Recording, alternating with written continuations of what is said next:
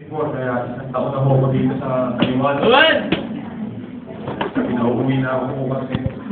Dahil isang taon na daw tayo dito, kailangan nang umuwi. Ito na yung kontrata. So, salamat sa Panginoon. Okay, nakarating sa lugar po ng Taichung. So, kahapon. Yung Sunday po, nandun po sa Zhongli, kina Brother Matt. And the rest of the week, nasa Kaohsiung. And then, kahapon po yung nagbiyahe patungo rito. And bukas po ay nasa Pilipinas na. Amen? Ano po naiingit kayo, o iuuwi na. Ito pa. Ganyan lang talaga ang buhay natin. Para life. Amen? Alright, now po tayo sa ating Sunday School. Tayo po tayo lahat. Philippians chapter number 4, please. Philippians chapter number 4. And hanggang oras po tayo, sir. Hanggang oras po. 11. Alright, meron tayo 3 minutes.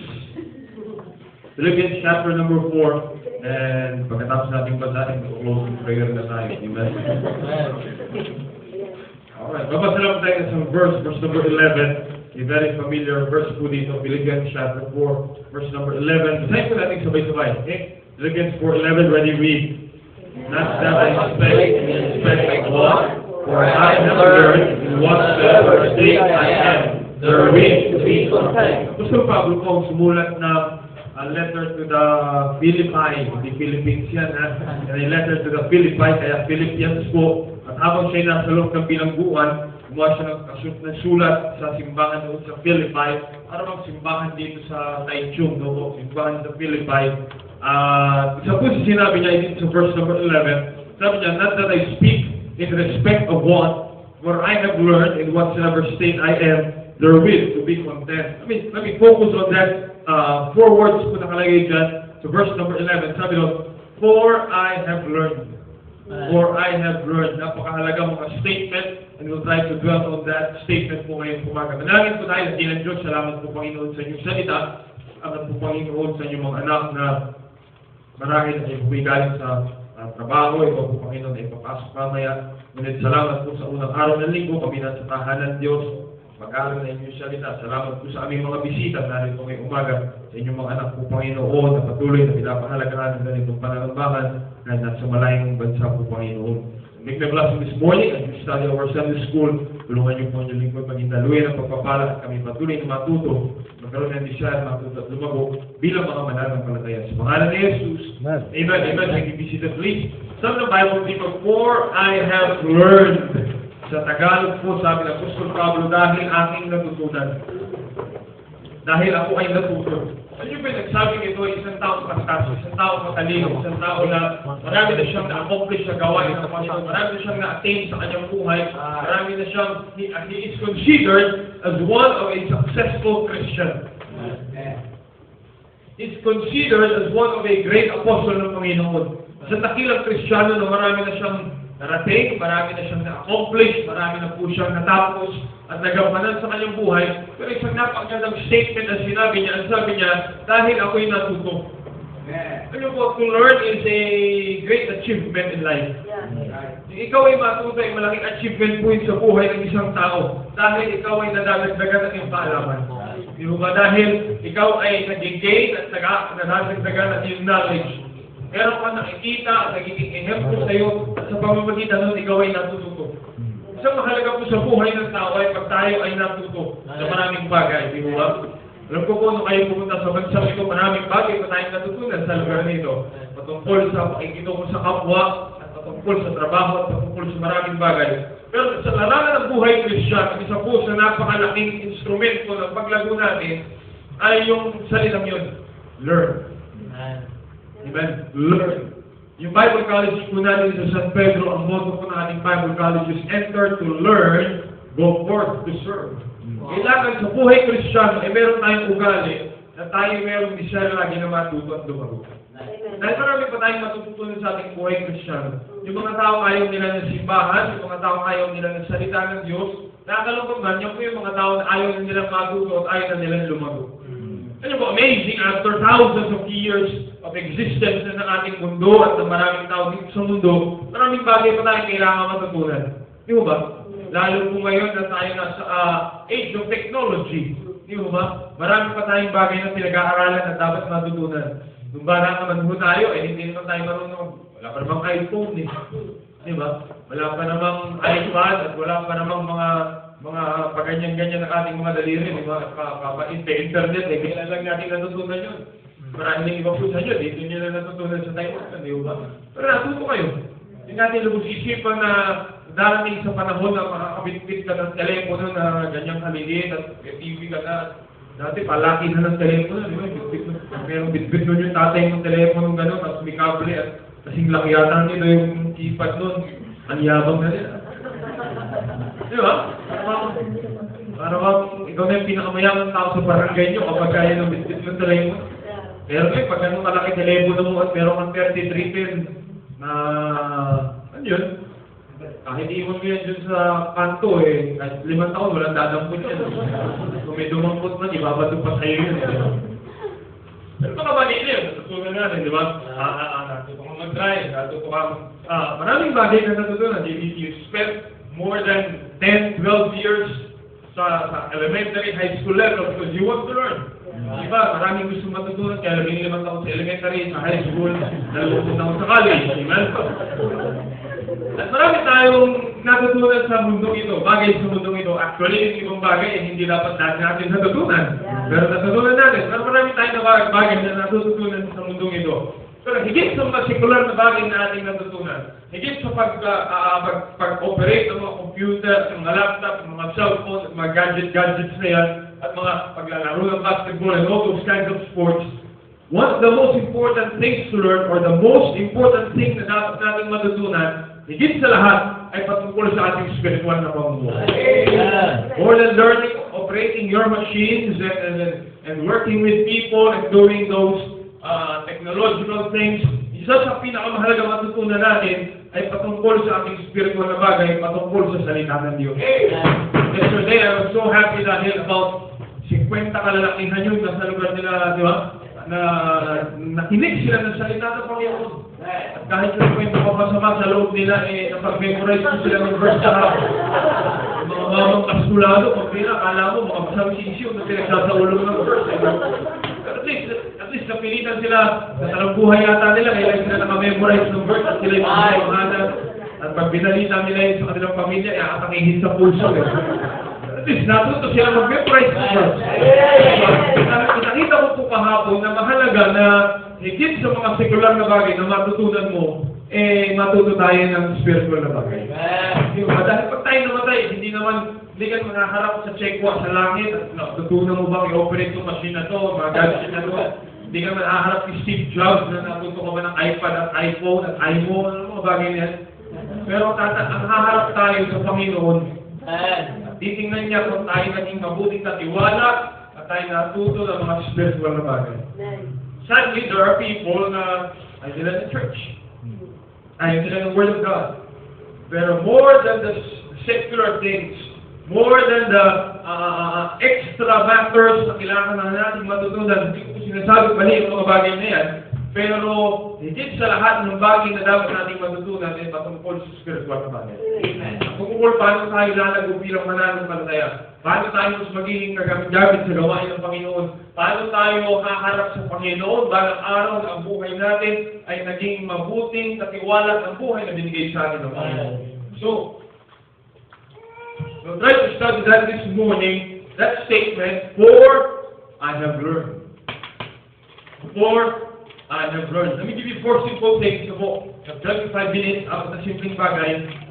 Kung matandaan natin ito lahat po. Number 1, there must be an appetite for learning. Appetite for learning. Alam natin yung salitang appetite na po. Kitang-kita ko naman yan sa mga taga-Taiwan, mga walang gana kumain natin. Walang gana tumigil kumain. Pag hinahanap ko yung gana tumigil kumain.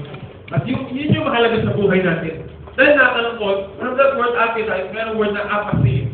Yung apathy naman is the opposite of appetite. Yung appetite meron kang gana, yung apathy ang tabang, yung patabang ba, wala kang gana. Walang kagana-gana matuto. Walang kagana-gana lumago at nadagdagan yung kanyang kaalaman. Sa Apostol Pablo po, sinabi niyang, for I have learned, because he was so eager to learn, gusto niya lumago, gusto niya maging kagamit-gamit, at dapat ganun din po tayo. Di ba? We must be deciding ourselves na magkaroon tayo lagi ng gana na matuto ng salita ng Panginoon. Magkaroon tayo ng interes na makinig ng salita ng Panginoon. Dahil tayo po talaga ngayon ay nasa henerasyon ng mga tao na yan matabang na sa salita ng Diyos. You try to invite them to church, ayaw nila. You try to invite them sa Bible study, ayaw nila. Actually, yesterday was a simple, natutuwa ko naalala ko mahapon, was a simple illustration ng mga tao na nandiyan sila, pero makikita mo yung mga tao na matabang sila sa salita ng Diyos. Kung pinag-memorize mo na ng verse, kala mo yung mga mahihiyaing mga bata na ayaw magsaulo ng talata. Bakit? Matabang na sila sa salita ng Diyos. Pero that should not happen to Christians because tayo po'y anak ng Diyos, we must have that appetite to learn the Word of God. Hindi natutuwa, yung mga Kristiyano po sa lugar na ito na yung mga kahit pagkagaling sa trabaho o magtatrabaho ka mamaya and you could be resting right now, nasa simbahan ka dahil nandun yung gana mo makinig, matulog ng salita ng Panginoon. Pwede ka matulog ngayon sa dorm mo para mamaya milakas ka sa trabaho, pero pinili mo pumunta dito sa church, dito ka matulog, at dito ka matuto, amen? Then yung Bible, 2 Timothy chapter 4. 2 Timothy chapter number 4. I want you to notice this. Again, after Philippians, then you will go to Colossians, Thessalonians, 1 Timothy, 2 Timothy. Amen. 2 Timothy chapter 4, verse number 2. Sabi ng Bible, preach the word. That's what I'm doing. Preach the word. Be instant in season, out of season, reprove, rebuke, exhort with all long suffering and doctrine. For the time will come when they will not endure sound doctrine. Darating yung panahon ng mga taong ayaw na ng salita ng Diyos. But after their own lusts shall give to themselves teachers having itching ears, and they shall turn away their ears from the truth, and shall be turned unto fables. Darating yung panahon at akala ko'y naniniwala tayo na sa panahon na gano'n. May mga taong ayaw na ng katotohanan. Ang gusto nila yung mga pabula na lang, mga hindi totoong kwento, mga telenovela na lang, mga cartoons na lang. Mas interesado sila doon kaysa sa katotohanan. But that should not be the case. Tayo Kristiyano, ikaw ay anak ng Panginoon, and you should have an appetite to learn from the Word of God. Amen. So when you come to church, you try to focus yourself sa salita ng Panginoon. Dahil ito yung opportunity para tayo matuto. Amen.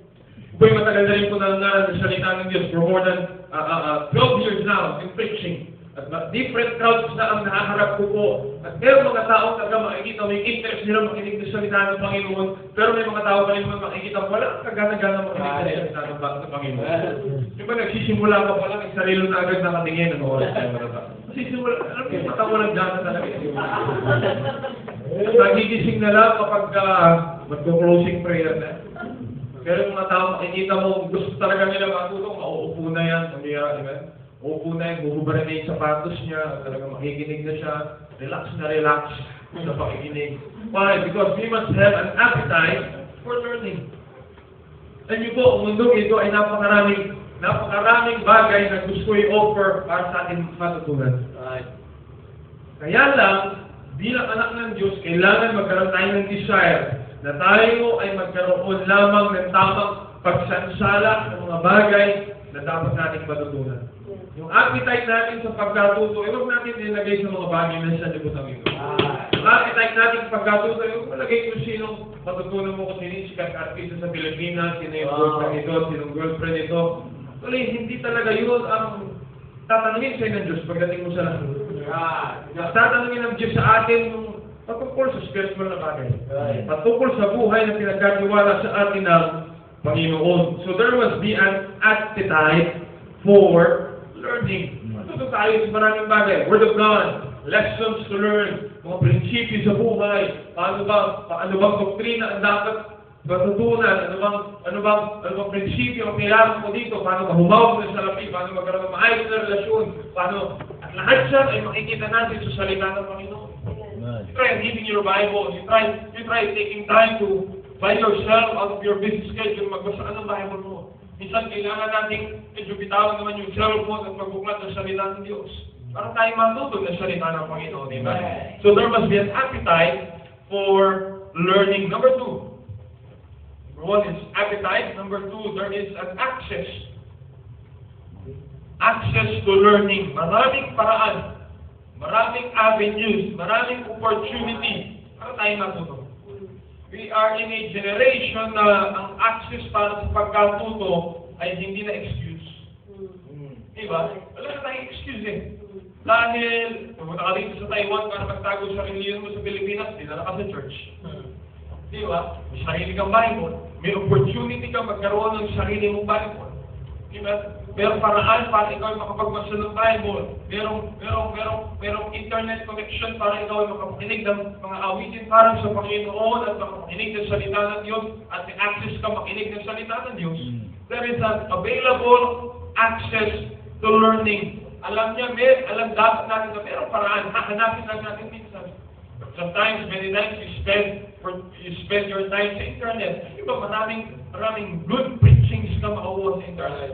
Maraming kang good devotionals na makukuha sa internet. Maraming kang good music mapapakinggan mula doon. Para lang naman hindi natin gugulin yung panahon natin na magugulong ka sa social network at pakikilaman natin yung buhay ng kung sino mang may buhay dyan. Pero ang pinakamahalaga ay ang pagkatuto natin sa salita ng Panginoon. Amen. There is an avenue to learning. Kailangan, yung binigay sa atin ng Panginoon, opportunity matuto eh. Amen. Salamat tayo, Panginoon, wala tayo sa North Korea. Sa North Korea, bawal ang Bible, bawal lahat. Isa lang ang gusto nilang ikilalaning Diyos nila. Yung kanilang ministro doon. Pero tayo ay nasa lugar na malaya makinig sa salita ng Panginoon. I-grant natin yung opportunity na nandiyan ka na sa church, meron kayong tinitingnan ko yung schedule nyo, meron kayong Sunday morning, meron kayong Sunday afternoon, meron kayong Bible study. Maraming opportunity para matuto. Sir, hindi ako marunong mag-devotion, then read the Bible for yourself. Sir, hindi ako marunong mag-sowing. Yan ang opportunity. Meron mga kasama ka dito para matuto ko mag-akay ng kaluluwa. Salamat sa Panginoon. I see that in so many Christians na dati. Baka mapakialam sa Bible. Di ba? Tinataguan mo ang mga mangaral na salita ng Diyos. Pero ngayon, unti-unti, tinuturuan ka ng salita ng Panginoon. Di ba? There is many access. Maraming opportunity na tayo'y makinig at matuto. At alam niya din siya. So gagawin niya rin yung access na yan para ikaw ay matuto ng mga maling bagay. Yan ang kailangan natin ng wisdom at gabay mula sa Panginoon. Ano yung dapat natin matutunan at hindi dapat natin matutunan. Di ba? Bibigyan tayo ng Panginoon ng paraan para tayo matuto. Bibigyan tayo ng Panginoon opportunity para lumago bilang Kristiyano. As we battle the world out there, maraming tukso ang judgment. Maraming. Pero marami rin opportunity binibigay ng Panginoon para tayong matututo, harapin yung mga pagsubok na yan. Marami tayong problema dinadanas. Di ba? Sino hindi ka walang problema? Kahapon, ginagawa ko dito sa Bible study kung sino wala nang nagtataas. Palagay ko naman dito, lahat tayo meron. Kung wala man, bigyan kita, marami pa ako dito. Marami tayong problema. Pero salamat ka rin sa salita ng Diyos, binibigyan ka ng opportunity matuto, paano harapin yung problema yan. Paano makitungo sa kapwa, tamang doktrina, no? Maraming paraan tayong binibigay ang Panginoon para ikaw ako ay matuto. Nasa sa atin talaga. Di ba? Nasa sa atin talaga kung yung desire natin ay gusto natin matuto na salita ng Panginoon. So there is an access to learning. There must be an appetite to learning. There is an access to learning. Ano po, na sinusulat ni Apostol Pablo sa buong Philippians, ay nasa loob ng bilangguan. Kahit sa loob ng bilangguan, wala siyang teacher doon. Pero yung circumstansyang kanyang nararanasan, ay nakita niya bilang isang opportunity para siya matuto. Diba? Siya sa loob ng bilangguan, pero nakita niya yung circumstansyang yun na sa opportunity para turuan niya yung mga taga-Pilipos na pwede kayong matuto sa circumstance. Right. Kasi sometimes ang pagkatuto ay hindi sa harap ng isang guro at ng teacher at ng classroom at yung buwan at may quiz. Ayaw na natin doon. Graduate na tayo. Di ba? Pero may isang circumstansya naman ang ibibigay ng Panginoon para ikaw ay matuto. Para ako ay matuto. Para pag tayo ay naranasan natin yung mga ganong pangyayari, alam ko na yung gagawin. Hindi ko na siya susuntukin pag nag-away muli kami. Hindi ko na siya sasakalin pag nag-away kami. Hindi ko na siya ibibitin patiwarin pag nag-away kami. Okay. Hindi ko na siya yung mga bagay na dapat nating matutunan At binigay lahat ng Panginoon sa atin. The access to learning. Number 3. Number 1 is appetite for learning. Dapat meron tayong gana na matuto ng salita ng Panginoon. Huwag natin hayaan mawala yung appetite nyo. Right. It's very good in the first Sunday of the year, you have made a commitment to God. As much as possible, make a commitment to God. Pero mo, ang isang taon ay merong 52 Sundays. Right. Commit mo sa Panginoon. Every Sunday, I'll be in church. Amen. Magandang commitment yun sa Panginoon. Bawat araw ng linggo, darating yung araw na meron akong pasok, pero pipilitin ko yung hindi tumakan sa trabaho. Pipilitin ko na makagawa ng paraan na makasino sa Sunday. Amen. You see, and I believe God will bless you for that. Amen. Yung appetite mo pumunta sa church, matuto na salita ng Panginoon. We have 365 days in a year. Magkaroon ko ng appetite na every day, magbasa ako ng salita ng Panginoon. Alam niyo ba, if you will read 4 chapters a day, mababasa mo yung buong Bible. From Genesis to Revelation. From cover to cover. Huwag lang puro cover kasi basahin natin, di ba? If you will read 4 chapters a day, it will not take you maybe 20 minutes. Di ba? Pamira, may 20 minutos nga tayo mag-Facebook minsan. Di ba? At sinabasa mo naman sa Bible, yun naman ang ilagay mo sa iyong Facebook account para makita nila. Basahin pala ng Bible doon ka. Pag nakita nila ang Bible, ang verse nilagay mo doon, magtataka sila lahat, nakakakinig sila sa puso. Mauubos ang kaibigan mo. Alright? Number 1 is appetite to learning. Number 2 is access to learning. Number 3, this is good. Number 3, attitude to learning. Amen. Attitude. Alam niyo ba, maraming opportunity para tayo matuto. Pero ang pinakamalaking difference, magkakaroon ng malaking difference yung ating attitude ng pagkatuto. Right. A church like this, San Pedro, we average about 2,000 people every Sunday. Pero yung mga Kristiyano, makikita lumalago, yung mga Kristiyano, parang wala nangyayari sa kanila.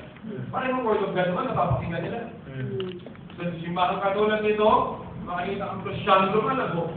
Yung mga Kristiyano, sige na, pwede lumago, okay na. Diba? Pero isang tao lang naman tumatayo dito. Bible lang din, isa lang naman napapakinggan natin. Pero bakit meron mga lumalago at meron hindi? At meron parang walang nangyayari? The difference. Yung tenga, marami nang kailangan ng cotton buds. Ano ang difference yung ating attitude to learn? Yung ugali natin sa pagkatuto. Isang bagay, ayan, Apostol Pablo ginamit ng Panginoon dahil marami siyang natutunan and he was so willing to learn. What's the word? Humility. Humility. Kapag kumabang kalooban para tanggapin na tayo ay mali, merong tama. At aalisin natin yung mali natin, ilalagay natin yung tama. Dahil pag ayaw natin tanggapin yung tama, hindi tama talaga tayo. Pero di ba kapag tayo kailangan baguhin sa ating sarili? And it will take humble attitude to learn. Practicality, kapag ayaw mong matuto at ayaw natin magpakumbaba, tayo matututo. You came here sa Taiwan, marami kang bagay na natutunan dito. Sarili ng gusto. Pero alam mo, hindi uubray sa sarili mong sistema dito eh. Bidura mo lahat yung naalaman mo at yung natutunan mo dito, yung pinapray mo. Diba? At ngayon, nagagamit mo. Pero pagka nanindigan mo yung alam mo na mali naman, ano mangyayari sa atin? Maraming tao, sabi na si Kristo tagapag-Diyos. Pag magkatao, hindi nagpakumbaba at ayaw buranin yung reliyon nila. Diba? Si Pastor din po yung isang uncle ko na pastor din po, narinig siya dito one time. Nagkwento niya na nakasakay niya si aeroplano si Aiza Sigera. Yung babae na lang hindi mo makawan. Sakit na kami si aeroplano. He decided to share to her. He decided to share to her the word of God. Nakinig daw itong taong ito, kaya lang at the point na gagabayan niya na sa panalangin para tanggapin si Kristo bilang tagapagligtas, yung response ng tao, sabi niya, I'm spiritually okay. Kahit hindi. You know what's the problem? Wala siyang humble attitude. Diba? There needs to be a humble attitude for us para tayo matuto. Diba? Pag pupunta tayo sa church, alisin natin yung sarili nating karunungan at sarili nating kagalingan, maupo ka makikinig ng salita ng Diyos.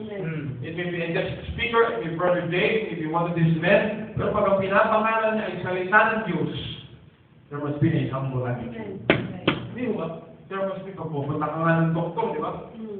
Papacheck up ka, kumira, kahit hindi mo naunawaan yung sinasabi, basta nagbigay ng gamot. Hindi mo naman naunawaan yung gamot. Ang sulat nga ng doktor, hindi mo na maunawaan yung gamot.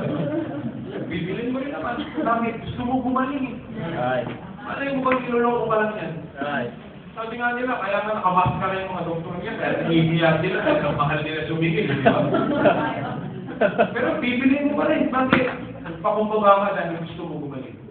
Kasi sa pangangailangan natin gumaling physical, pangangailangan natin mag-improve spiritual. And it takes a humble attitude. Alam ko, nung bata po ako, tinuruan ako mag-bike. Sa Taiwan, hindi ka mabubuhay pag hindi ka mag-bike, di ba? Tinuruan ako mag-bike. Ano yung sabi ng pinsan ko, sige ka, sige, draw ka mag-bike, sige, weeks pa ako sunod eh. Focus sa bike, sabi niya, sige, kung adjust sa bike, ikulang mo yung bike, pinal mo, diretso yan. Sige, magpupo ko sa bike, apang ako sa pinal, talagang dinalas siya. Pagtulak niyo na yung bike, nandun ako, nandito siya. Di ba, masakit? Sugat-sugat ka na, tumigil ka ba? Hindi. Bakit? Gusto mo matut eh. Right. There will be change in learning, pero if you don't have all enough, sugat-sugat ka. Pero pag natuto ka na, kung yabang mo naman, hindi mo alam, nagpahagi lang din sa'yo para matuto ka. There must be a humble attitude in learning. Humble attitude. Sumunod ko spiritual, sumatuto na salita ng Diyos, yung attitude na tayo ay magpakumbaba. Wala tayong alam patungkol sa Christianism. Especially kung many Filipinos, tayo marami sa atin namulat namin sa tradisyon. Na hindi mo alam bakit mo ginagawa ang iyong ginagawa. I think this coming week, meron na namang Black Nazareth sa Pilipinas. Pero yung dati nating Vice President, Noli de Castro, so blinded with that, natutunan lang nila yun. Pero really, if you ask, why did you do that? Sino ba yun? Bakit? Hindi parang yun eh. Bahagyan mo sila ng salita ng Diyos, kahit wala sa bahay mo yun, they will never accept it. Bakit po? Yun yung natutunan nila. They are not humble enough to accept na ito yung tama. Wala yun sa Biblia. Diba may mga religions na practices na natutunan mo as you grow up, pero pag tinignan mo, wala naman na sa Biblia. Right. Masakit man dahil galing pa ito sa lolo ng lolo ng lolo ng lolo mo. Wala naman sa Bible at balik, kailangan natin mag-umili. There must be a humble attitude. Lastly, number 4. Express way tayo. Bullet train to. Attitude of learning, access to learning, appetite, access, attitude. Lastly, number 4, actions after learning. There must be a right action after learning. Yun yung may Philippians. Balik tayo sa Philippians. Chapter 4, verse number 9. Philippians chapter 4, verse number 9. Sabi ng Bible, those things which ye have both, what's the word? Learned. Those things which ye have both learned and received and heard and seen in me, what's the next word? Do. The God of peace shall be with you. Ano yung action? After learning? Do. Gagawin natin yung ating natutunan. Di ba? I-apply natin yung ating natutunan. It's one thing to decide to learn, it is another thing na gawin natin yung ating natutunan. It's one thing, alam mo, it's another thing na gawin natin. It's one thing na nakinig ka, naupo ka, nakinig ka, it's one thing na i-apply natin yung ating natutunan. It's one thing sa tao, alam nila, si Kristo tagapagligtas. It's another thing na tanggapin nila si Kristo. There must be an action after learning. Right. Yung mga taong bumubol ng maraming salapi, nag-aaral ng elementary high school, pumunta sa prestiyosong kolego, wala kong masama doon kung may pang-tuition ka naman, di ba? Pero pagka hindi mo na nagamit yung iyong natutunan, ikaw ay nagtitinda ng balon sa kanto. Sayang lahat. It's one thing to learn, it's another thing to do. Right. One thing na po, kinig ng salita ng Panginoon, it's another thing na ito i-apply natin sa ating pamumuhay. There will only be real happiness and peace in your heart, sabi ng Bible. The God of peace shall be with you kung gagawin natin yung ating natutunan. Maraming beses mahirap, hindi madali. Pero sabi ni Paul, tingin niyo verse 13, sabi niya verse 10, I can do all things through Christ. You see, there must be a doing. Kristo tayo sa puso, kaya magagawa natin yung mga bagay na pinagagawa niya sa atin. See, mahirap lang ang buhay Christian. But pag ginagawa na natin, you're enjoying it. So. Amen. Alam ko meron kayo mga kador kasi meron kami mga kapitbahay sa church na sabi nila, hindi namin kaya yung ginagawa. Linggo ng umaga na sa simbahan, linggo ng hapon na sa simbahan, Lunes hanggang Miyerkules, nakikita nila, may tao na naman doon, may Bible school kami, Wednesdays may soul winning, Friday may meetings, Saturday sa church na naman. Ako na kayo sa simbahan, baka lumampas na kayo ng langit. Pero yun, hindi na maunawaan kung paano nagagawa. Right. Pero kapag ginawa mo, may kalakasan pala binibigay mo. Amen. Pero araw-araw ba kailangan may Bible? Parang mahirap, di ba? Pero pag natutunan mo na, ginagawa mo na, you'll enjoy doing it. Yeah. You have peace in your heart. You see, there must be action after doing. Yesterday, I spoke about 50 men. Tutuwa ko sa mga kalalakihan yan dahil hindi nila ako kilala, hindi ko sila kilala, pero kapag pa-memorize ako ng verse sa kanila, palagay ko naman ay maaalala talaga nila. Sa talang buhay nila, marami yung huling talata na nila sa matang ulo. Yung unang huling talata nila matang ulo. But you never know how that verse will talk. God will lead the mahusap sa puso nila. Right. It's one thing for them to learn that verse.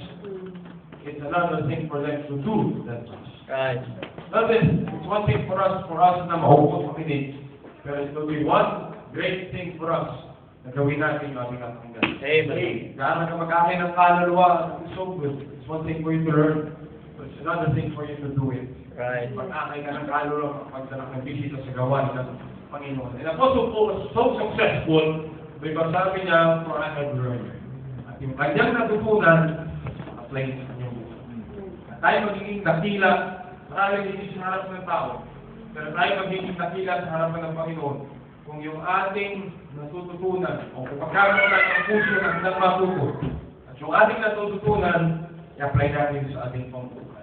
Apostle Paul says, for I have learned. Amen. That's an attitude to learn. Amen. Ilang bagay patungkol sa mga sekular, mga bagay na hindi natin dapat matutunan. Higit sa lahat, mga bagay na tinuturo sa atin ng Panginoon. Diba? Ating ang kaluluwa, mabuhay ng tama, magbigay sa gawain ng Panginoon, tamang pakikitungo sa kapwa, paano mahalin ng Panginoon. And it's all here in the Word of God. Amen? So let's have that attitude, like Apostle Paul, an appetite for learning. Tayo po tayong lahat sa kilala Diyos. Salamat po sa inyong salita. Basta po ito, Panginoon, sa puso na yung salamat po ginamit po sa Panginoon, yung lingkod. So God, continually learn, grow, kami maging nagalit-galit sa inyong gawain. So po po sa service this morning, sa pangalan ni Jesus. Amen. Amen. Thank you very much po.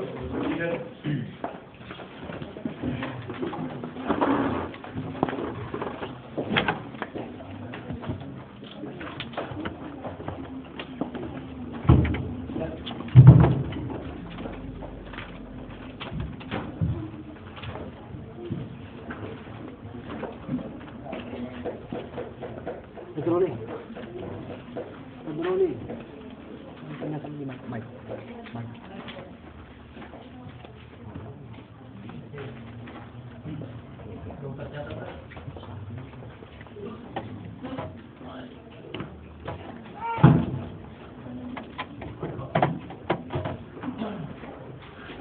Bago tayo Okay.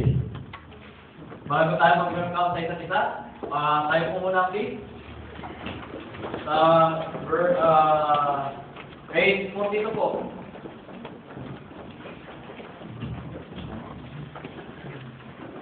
Page.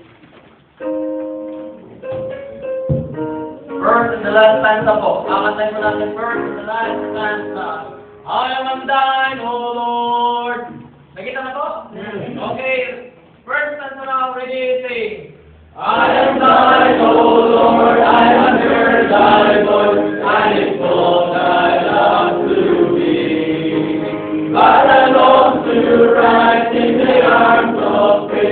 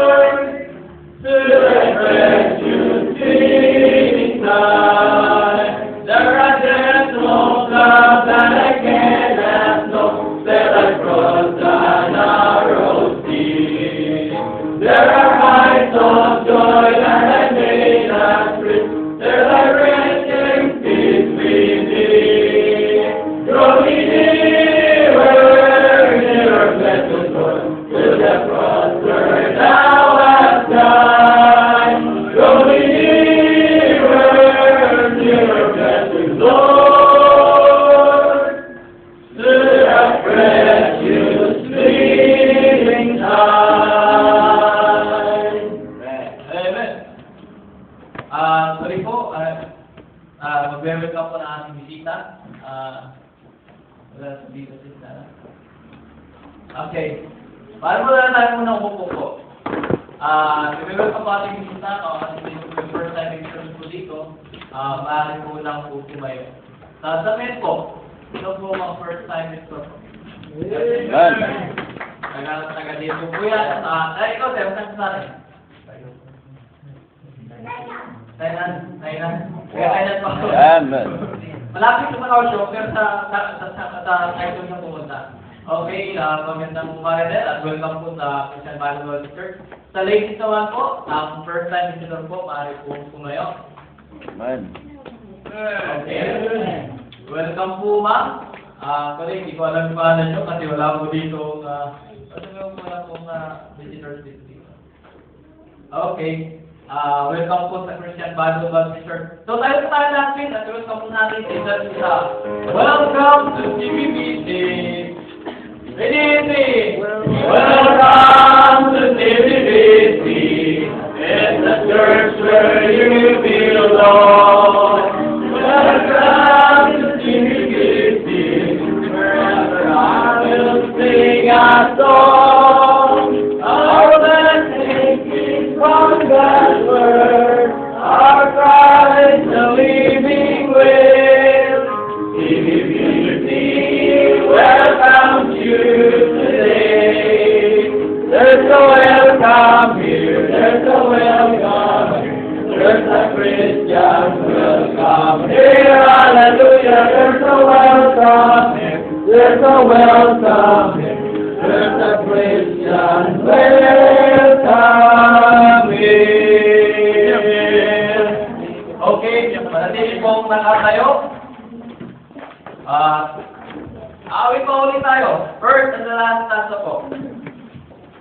Okay. Page 113 po. Naman to me.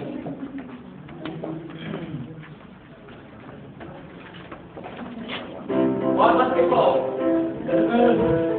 Okay. Hear the blessed Savior. First and the last stanza. Nakita na po? Okay. Ready, say. Hear the blessed Savior, calling the friend. All in heaven living, come to me and rest. Come no longer sorry, I will load your bear.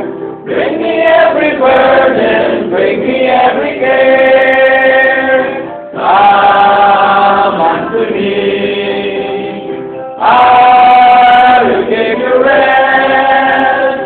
Take my yoke upon you, hear me and be blessed. I am weak and lowly, come and touch my life. Come, my yoke is easy, and my burden is light. I will contemplation of the comfort day, as a single weakness, what is left within. Christ will sanctify you into living bed. In the Holy Spirit, He will give you rest. Unto me, I will give you rest. Lay my yoke upon you, freely and be blessed. I am weak and lowly, come and come my yoke is easy, and my burden is light. Amen. Manatili pong tayo at may po natin ang kahit na opening. Tayo po manalangin. Panginoon Diyos, salamat Panginoon sa araw na ito pinaglulog sa amin. Salamat Panginoon sa oras na ito. Kami po ay makarinig niyong salita. Salamat Panginoon sa iyong dinig namin. Walain mo Diyos ang aming worship service. Nawa po Panginoon mangusap po sa aming kalagitnaan, puso't isipan. Nawa po Panginoon they are due and response Panginoon sa iyong salita. Dalangin po namin ang talaping malali ko pagpalain mo Diyos. Pagpalain mo Diyos ang magbibigay. ganun din po ang ibibigay na marami pong maabot, kaluwa, at may gamit po sa church na paglago po yun. Ikaw po mamuna, sa bawat isa po sa akin, samdalayan pa Jesus. Amen.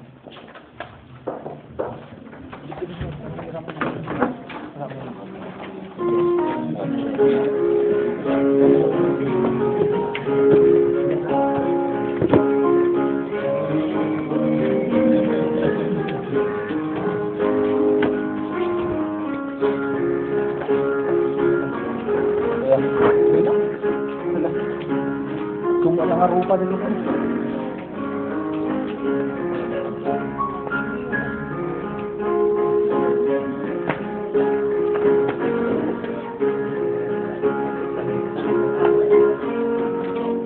Special number.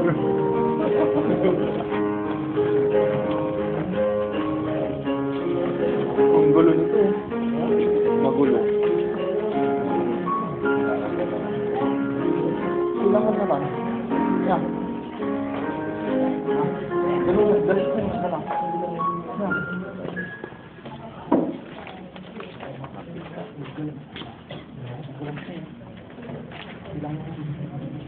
William. Okay po, nag-attend po kayo ng isa number.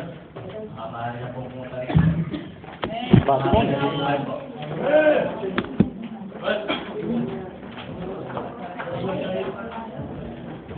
Sila. Ayaw nila wait up sa'yo.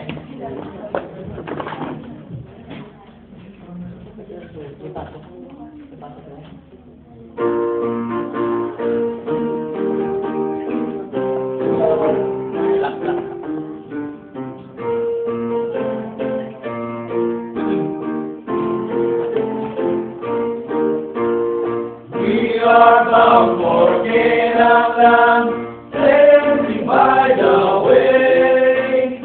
Who shall lead us on the road? Choose your king today. There to stand like Joshua, there to say the word. As for me and for my house, we will serve the Lord. Many trials we have seen that are on our way. He has saved us, faith is true, shall we live today. There to stand like Joshua, there to say the word. As for me and for my house, we will serve the Lord.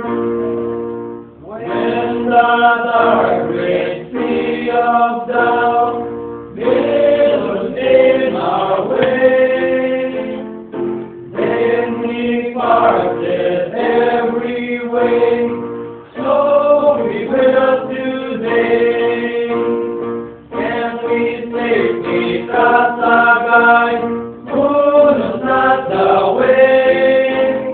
God has traveled every coast, he shall lead today.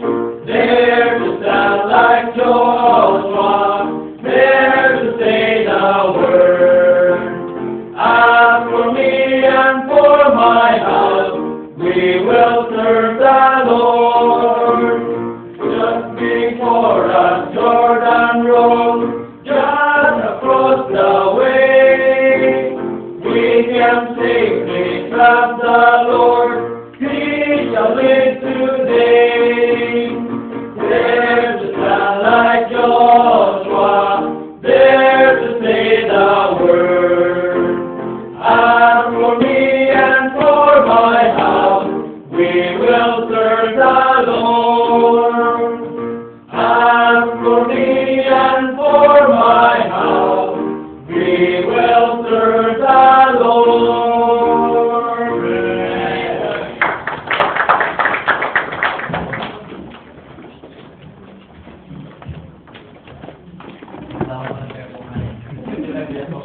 Okay, by the way po, salamat po sa Panginoon. Kasama muli natin siya. Sorry, talagang gusto na rin umuwi kasi pinaiwan. Dito ako na, kailangan may mission pa, mission. So, kailangan Kailangan daw maikot muna pong Taiwan bago siya umuwi ng Pilipinas. That's great. Tataanan po tayo. Uwi na sana yun eh. Taipei na sana, uwi yun. Pero binalikan pa tayo. Kasi tayo na importante rin. Para mapadala. Amen po, that's great po. Sabi ko yan ang ni Pastor, sa hindi ko na nakilala. Pogi anak ni Pastor. Hanggang ngayon, pogi pa rin. Pero iba po, kailan siya magiging mas pogi. Again, great po. Napapasahan po tayo. Wala po siyang ibabahagi sa ating salita ng Panginoon. So, natawag po natin, Sir William. Alright, magandang umaga po sa inyong lahat. Long time no see. Nasa Kaohsiung po ako nung 2 weeks kami sa Kaohsiung. Every time na mag-Bible study kami, sabi ko sa kanila, alam nyo, long time no see. Mga kapatid na magtatapat na naglilingkod sa Panginoon, coming from work, pagod, pero ang mga tao ay uhaw sa salita ng Diyos. Masarap po maaralan ng salita ng Panginoon. Amen? Sabi mga po sa inyo, ito yung opportunity para tayo matuto. Kung magkaroon tayo ng puso handang makinig sa tayo ng Panginoon. Blessing na makadalaw po lagi sa Barangay Taiwan. Barangay lang, mas mahaba pa yung dyan, hindi ko, dyan Taiwan. Kaya salamat sa Panginoon na magkaroon po opportunity na pumunta dito. Supposed to be for a week. Bago nila yung passport ko, pag-stay po ng 2 weeks, ang opportunity, makabisit po dito sa Taipei. Last time I was here, may blessing na nakita po ako ng mga nanalagag sa gawain ng Panginoon. Just be faithful serving the Lord. Magiging tayo, maglingkod sa Panginoon, hindi man tayo napapansin ng tao, pero lahat ng ginagawa natin, nakikita ng Panginoon. Bisita namin ngayon, may feel strange sa ganitong gathering, pero if you will keep on coming, kung naniniwala, maraming matuturo sa atin ng Panginoon. Amen. Tayo makabuhi ng Panginoon. Right. Share a simple principle here. Ayun po tayong lahat, Joshua chapter number 9. Joshua chapter number 9. This will be the story of si Joshua. Tama yung ginawin kong yung pangalan ng grupo nyo, Hatipis, Gopings, mga ex-Gopings, kasi hindi na sila Goping. Salamat sa special number. Joshua chapter number 9. The book of Joshua here, babasahin po natin. Try to read some verses here. Verse number 1, babasahin ko po, and when I say stop, titigil po tayo. Ito po. Sana tayo makinabang. Ako'y naniniwala tayo makinabang sa salita ng Diyos ngayong umaga. Chapter number 9, Joshua. Tingnan niyo po. Sabi ng Bible, verse 1, I'll read verse 1, basahin ko yung verse number 2. And it came to pass when all the kings which were on this side Jordan, in the hills, in the valleys, and in the coasts of the great sea over against Lebanon, the Hittite and the Amorite, the Canaanite, the Perizzite, the Hivite, and the Jebusite heard thereof. They gathered themselves together to fight with Joshua and with Israel with one accord. Right, notice here, ang grupo ni Joshua, Israelites, yung mga pangalan ng bayan na nabanggit sa verse 1, and then yung Lebanon, Hittite, Amorite, Canaanite, Perizzite, Hivite, Jebusite. Madami sila. Narinig nila yung grupo ni Joshua, Israelites, they then decided to gather para labanan sila Joshua. Verse number 3, when the inhabitants of Gibeon, notice that group again, Gibeon, heard what Joshua had done unto Jericho and to Ai. Verse 4. They did work diligently and went and made that they had seen ambassadors and took all stuff upon their asses and white battles, oaths and rents and bound up. Alright, pansinin niyo yung ginagawa sila ng Gibeonites. So po, gumawa sila ng paraan para makausap nila sila Joshua, mga Israelites. So, kumuha sila ng sako, mga porte. Tingnan natin yung ginawa ng verse 5. And all shoes, and clothing upon their feet, and all garments upon them. And all the bread of their provision was dry and moldy. And they went to Joshua the camp of Gilgal, and said unto him, and to the men of Israel, we come from a far country, now therefore make thee a league with us. yung ginawa ng Gideon, gusto nilang ma-associate sa mga Israelites. Verse number 7, the men of Israel said unto the Hivites, peradventure ye dwell among us, how shall we make a league with you? And they said unto Joshua with our servants, and Joshua said unto them, who are ye, and far went from ye? And they said unto him, from a very far country, thy servants are come because of the name of the Lord thy God, for we have heard the fame of him, and all that he did in Egypt. And all that he did to the two kings of the Amorites, that were beyond Jordan, to Sihon king of Heshbon, and to all king of Bashan, which were at Ashtaroth. Verse number 11, wherefore our elders and all the inhabitants of our country spake to us, saying, take victuals with you for the journey, go to meet them, and say to them, we are your servants.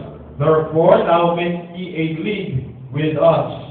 This our bread we took out our provision out of our houses, on the day we come forth to go unto you, but now behold it is dry and it is smoky. These bottles of wine which were filled were new, and behold, they be red, and these are our garments, and our shoes are become old by reason of the very long journey. And they, the men, took of their victuals, and asked not counsel at the mouth of the Lord. And Joshua made peace with them, made a league with them to let them leave, and the princes of the congregation swear unto them. And it came to pass at the end of the 3 years, after they had made a league with them, that they had heard they were neighbors, and they that dwelt among them. Let's jump to verse number 24. Sign po natin sabay-sabay. Ready, go. And they answered Joshua and said, because it was certainly told thy servant, how that the Lord thy God commanded his servant Moses to give all land, and to destroy all the inhabitants of the land from you. Therefore we were sore afraid of our lives because of you, and have done this thing. Verse 25, and now, behold, we are in thine hand. As it seemeth good and right unto thee to do unto us, do.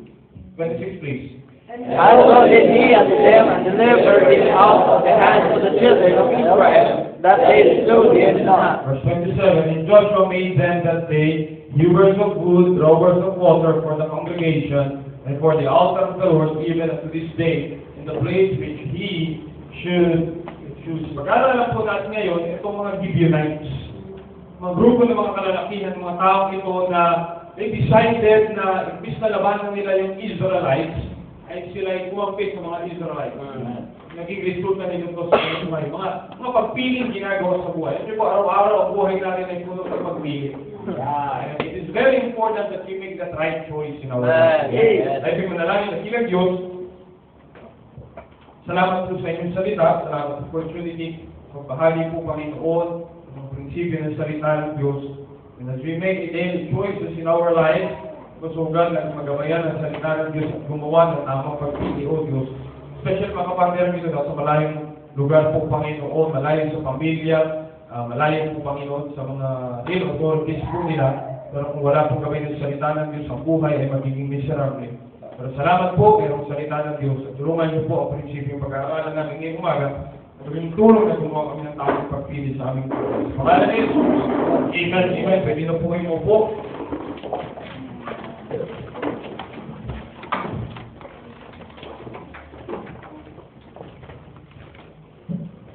Alright, bago po namatay si Moses, alam natin yung grupo ng mga Israelites, bago po namatay ito si Moses, siya ay ginabayan ng Panginoon na ihit ang mga Israelites mula sa pagkaalipin nila sa mga Ehipto. Alala niyo po yun? Pagkaalipin nila sa Ehipto, patungo sa lupang pinangako sa kanila ng Panginoon. Pero bago siya namatay, inasa niya yung leadership ni Joshua. Right. Just imagine millions of Israelites na nangunguna ay si Moses, pero bago siya namatay, ay inayaan siya ng Panginoon na ipasa yung pangunguna dito kay Joshua. Mula sa leadership ni Moses, binigyan sila ng Panginoon na napakaraming tagumpay, napakaraming battles sa kanilang hinarap at sila yung tagumpay. Namatay, sila yung susubukin ng Panginoon, pero sila yung binigyan pa rin ng tagumpay ng Panginoon. Pero nung nasa leadership na sila ni Joshua, salamat sa Panginoon, marami pa rin miracles at marami pa rin tagumpay at mga battles ang binigay sa kanila ng Panginoon. Yan po yung Book of Joshua na binasa po natin. Aklat na ito ay puno po ito ng kanilang mga setbacks, ng kanilang mga failures, at ng kanilang mga tagumpay under the leadership of Joshua. By the way, ang Diyos po ay hindi nagkakamali sa paglagay ng leader. Amen. Kung tayo magiging submissive sa ating leader na binigay ng Panginoon, tayo lagi bibigyan ng tagumpay. Amen. While most of those nations ay nag-decide sila na sila ay magkakampi-kampi para labanan ng mga Israelites. Nabasa natin sa verse 1 at sa verse number 2 na itong mga Amorites, Canaanites, Perizzites, Hivites, Jebusites, imbis na sila ay gumawa ng tamang pagpili, sabi nila, may itatalo pa itong mga Israelites nito eh. Magsama-sama tayo at labanan natin itong mga Israelites. Labanan natin ito sina Joshua. And that's what they did. Sabi ng Bible, verse number 2, they gathered themselves together to fight with Joshua and with Israel. Habang itong mga grupo ng tao ito ay nag-isip sila magkampi-kampi para patumbahin ang mga lingkod ng Panginoon ng mga Israelites, iba yun nasa isip ng mga Gibeonites. Kung nasa isip nila, narinig nila yung tagumpay nila ng verse number 3. And when the inhabitants of Gibeon heard what Joshua had done unto Jericho in Ai, narinig nila na itong mga Israelites, pampiras, Jericho kinalaban, nagtagumpay sila. Ai ang kinalaban, nagtagumpay sila. After hearing all those, nagkakaisip nila, teka, kung puro tagumpay na nangyayari sa grupo ito, ba't lalaban pa namin? Right. Bakit hindi na lang namin kampihan to?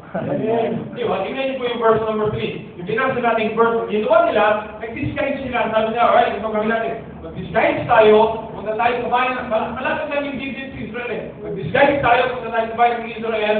Mga lumang damit, lumang pagkain, ang mga bote-bote na natin, ay magmukha tayo, naghihirap na, kahit malayo natin yung ambay. At sabihin natin sa kanila na gusto natin kumampi sa kanila.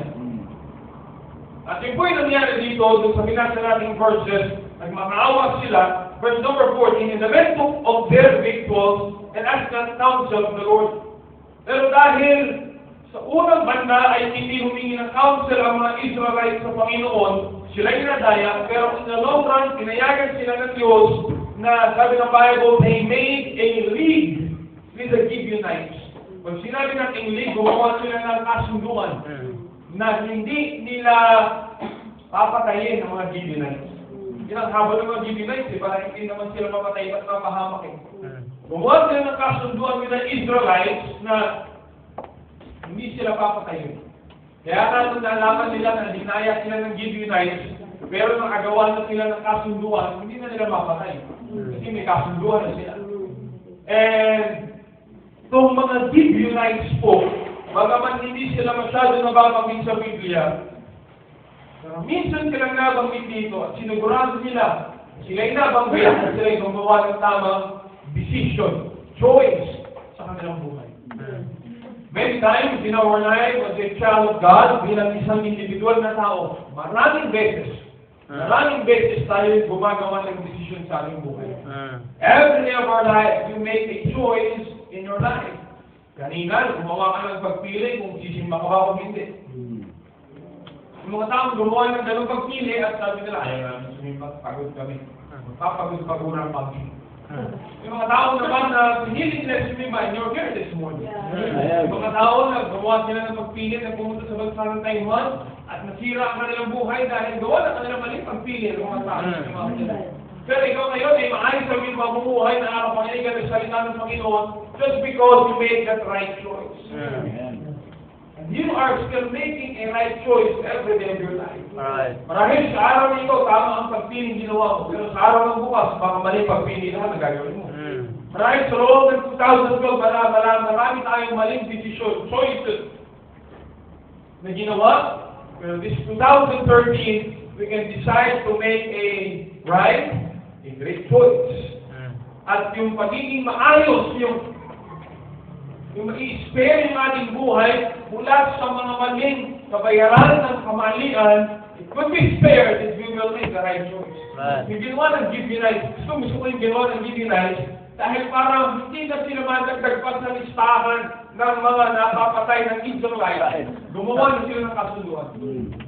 Ginaya nila sa simula ang mga Israelites, gumawa sila ng league, kasunduan na, huwag niyo na kami patayin, hindi namin kayo papatayin, para kaya nila patayin talaga yung Israelites. gumawa sila ng kasunduan, and that was a great choice they made.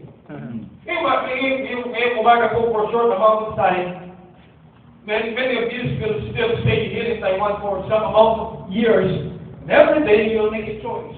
Right. And you know, some people, hindi kilala tayo mga tao na buhay nila ngayon ay pinili nila pumunta sa Taiwan para mas maging maalwan yung buhay, pero gawa ng pagmaling pagpili, mas nagiging delikado at miserable. Ano? Right. Pero it's child of God, nilagay ka ng Panginoon dito ka naligtas. And God is wanting you to make the right choice para yung pagpunta mo dito marahil, hindi mo nakikita na ito'y gagawin mo talaga pupunta dito, pero pinili mo pupunta dito. At may purpose ang Panginoon. At sa tama nating pagpili, pwede pala mas maging maayos talaga yung ating. Right. How do we do that? Let's learn from this Gibeonites. Alright? Right. Pag-aralan natin ang mga choices na ginawa ng mga Gibeonites, and we'll learn tamang pagpili na gagawin natin sa ating buhay. Alright? Number one, some choices na ginawa ng Gibeonites. Number one, their association to select. Association na kanilang pipiliin. They made a right choice of their association na kanilang pipiliin. This is not the Bible kung sino yung leader ng mga Gibeonites, but they made a great choice of whom to associate with. Gumawa sila ng tamang pagpili, sino yung pipiliin nilang association ng kanilang buhay. At ang pinili nila ay yung mga taong laging nagtatagumpay. Right. Di ba napakasimple at tamang pagpili? Right. Diba, pipili, di ba Amen. ako kasama, pipiliin ko na yung pamira. Kung mga Israelites, kinalaban yung Jericho, matitindi yung mga taga Jericho yan, nanalo sila. Right. Kinalaban nila yung AI, nanalo sila. Pag pipiliin ko ba bang kalabasin yung laging na nanalo? Pag hindi ko nalang kampihan. Right. Di ba? Pipiliin ko ba ba yung kumampi sa labanan yung mga tao hindi matalo-talo? Ba, kakampihan mo na lang sila. And one of the best choice you will make in life, one of the greatest choice you will make in life is the association na sasamahan mo. Marami itong mga ito'y nagbabasa ng chariot na babalitaan nila kung laging nananalo itong mga Israelites. Laging tagumpay itong mga Israelites, ba't nalabanan pa natin? Di ba? So, in your life, in your daily life, you will choose, pipili ka ng association na sasamahan mo. Sa lugar ng Taiwan, hahanap ka ng mga kaibigan sa sasamahan mo. At sa oras na maning pagpili ang gagawin mo, ay magiging miserable ang buhay. Wow, right. Now you choose.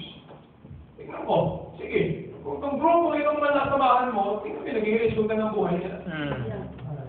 At kung itong grupo naman ito sasamahan mo, may mga Bible, nasa church, tingnan mo, magiging resulta ng buhay nila. Right. At ikaw ay nagagawa ng tamang pagpili. Notice how strong the Gibeonites are. Tingnan yung chapter 10. Chapter 10, verse number 3. Alright, chapter 10, verse number 3. Ito pong Gibeonites, itong Gibeon ay malaking bayan ng mga Hivites, verse 3. Verse 4, or verse number 2. They feared greatly because Gibeon was a great city, as one of the royal cities, and because it was greater than Ai, and all the men thereof were mighty. Wow. Yung Gibeon, no? Mga matitipunong tao na ito, parang yung mga kumanta kanila. Malaking bayan na ito, but they were humble enough na tanggapin na kailangan pa rin nilang humanap ng association na mas malakas dito sa kanila. Sabi na kaya na namin ito, kumbira. They are mighty people. Yung AI, tinalo ng Israelites, mas malaki kami sa AI. Pwede nila sabihin, kaya na namin ito. Pero sila'y nagpakumbaba na, kumbira, hindi talaga natin kaya yung Israelites. And we have to associate ourselves. Kailangan natin magpakumbaba. Kung kailangan natin magmukhang madungis at para tayo makalapit sa kanila, gawin natin. Dahil pag hindi, at kinalaban natin sila, tayo dyan. Right. There must be a right attitude in your life, ladies and gentlemen, na magkaroon, sabi ko kanina, ng humble attitude na gumawa ng tamang pagpili. Sino sasamahan na? Right. Man. Minsan na tayo gumawa ng maling pagpili ng association, napahamak ang buhay natin. Right. Minsan ka na pumili ng maling barkalang sasamahan, napahamak ang buhay mo. Gagawin ko ba yung maling pagpili ko? Samantala sa umaga ito ay tinutulungan ng Panginoon na gumawa ng tamang pagpili, sa ating buhay ng mga tao sasamahan natin. Right. Mga tao mag-i-influence sa atin. Mga tao magdadala sa atin sa gusto natin. Sa buhay na lulun sa vision, walang direksyon ng buhay, Wow. walang ipong pera dahil laging nakaluho, o isang grupo ng mga tao may takot sa Panginoon at dapat na naglilingkod sa Panginoon. Right. It is an association. Select. If there is one great choice na gagawin mo, kapatid, ay ito yung kung sino yung sasamahan. Amen. Kung sino yung mag-i-influensya sa atin. Kasi maraming pamilya ang nawawasak, gawa ng maling pagpili ng sasamahan. Maraming spiritual life ang nawawasak, gawa ng maling pagpili ng sasamahan.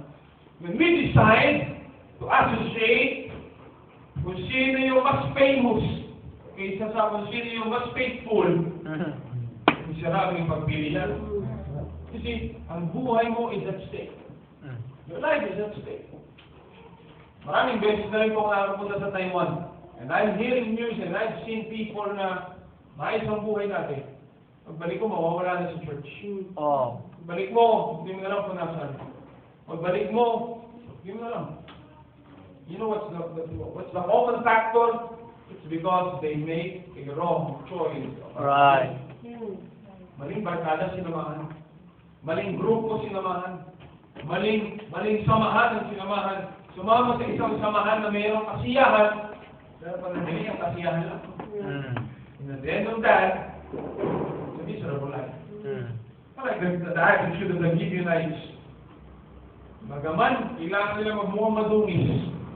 Pinakita lang nila na kailangan nila magpakumbaba para sumama sa mga tao, alam nila hindi sila ipapahamak. Right. Kung bayan sila pag-ipunoon, mag-iisip ng mga kalalakihan na pwede nila patumpahin ang kanilang kalaban. Pero sabi nila, pambira, mababasa namin sa dyaryo, cherry mo, hindi ka tumpahin. Mabasa namin sa internet, pambira. Ano pa ba namin yan? Diba? Tatagupay ko pa kami dyan. Right. Alright, then, magdungis na tayo, magbuka tayo mahirap, at tayo gagawa ng kasunduan sa kanila, at tayo sasama sa kanila para ma-spare natin ang ating buhay.